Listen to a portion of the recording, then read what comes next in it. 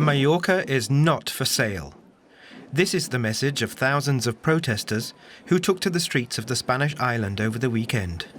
An average apartment in Mallorca now costs €1,500 per month, unaffordable for most islanders, and many blame mass tourism.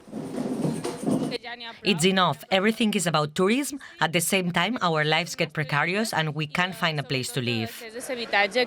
Many here earn €1,300 to €1,400 per month. They still share an apartment at the age of 40. The number of tourists in Mallorca has been increasing steadily, and more holidaymakers want to rent their own apartment. At the same time, local homeowners and investors are trying to benefit from the trend. The consequences can be seen just a few metres below the party streets of the holiday island.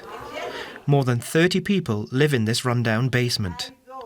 Many work in the tourism industry, but their salaries are too small to afford a normal apartment. We are all in dire straits here. Of course, we know that this place is not made for human beings. The residents show us their inhumane living conditions. Widespread mould, cockroaches, and the smell of feces everywhere. Christopher Nathaniel pays €600 per month for this small, windowless room. The student, who has a part-time job as a waiter, tells us that the authorities have known about the problem for years, but they do little about it. Even small children continue to live here. This constant humidity makes us sick, especially the elderly and the very young ones.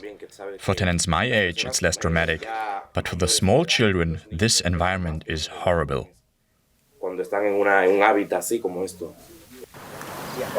The housing crisis is increasingly affecting people from many different backgrounds.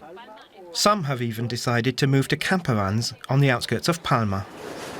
Alvaro Ortega has been working as a technician for more than 20 years.